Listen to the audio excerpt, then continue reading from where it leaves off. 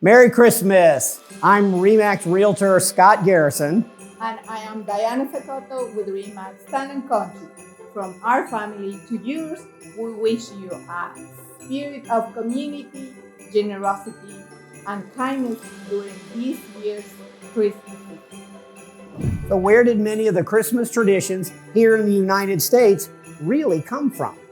Well, in large part, they came from the Victorian Englishman Charles Dickens.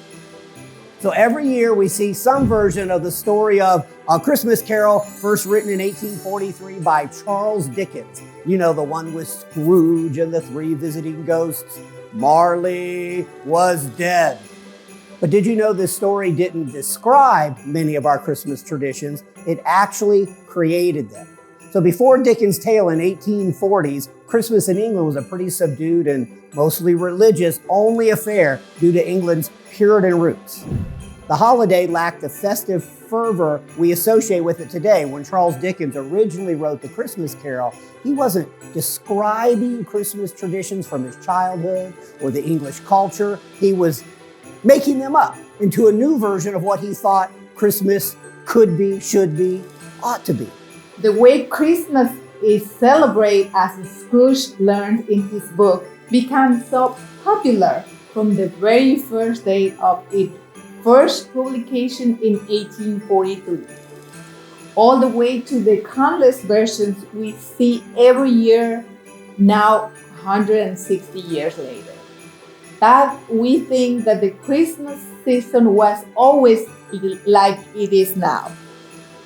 So how did the book A Christmas Carol influence society in the 1840s? Well, here are just 5 traditions that were created in the book A Christmas Carol. Number 1, singing Christmas carols. So did Dickens start the caroling tradition? Well, not exactly. But by the time Dickens was around, remember this is the 1840s, caroling was seen as old-fashioned and stuffy. However, when Dickens portrayed carols and carolers as integral to the holiday spirit, caroling quickly came back into fashion, and Christmas songs have never been more popular. Just ask Mariah Carey. 2, pay vacations for the holidays. It might not seem like it at first glance, but A Christmas Carol was a strong message of labor reform. So here's a Christmas Carol summary of this topic of labor reform.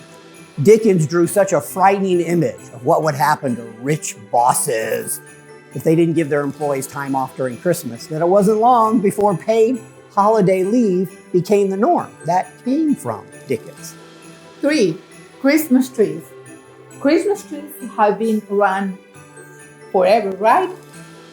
Not really, at least not in England and in US. Prince Albert brought a Christmas tree over from Germany in 1840.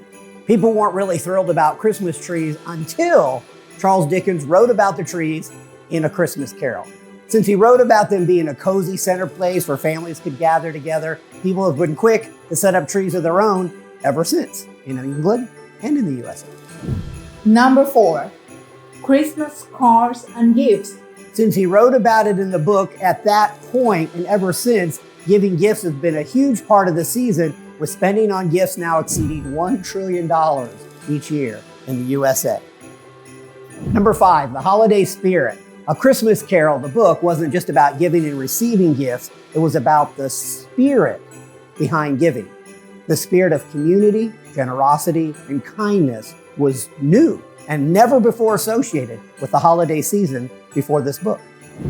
Now, 160 years later, this Christmas season here in Orlando, we wish you a spirit of community, generosity, and kindness, now and throughout the coming year.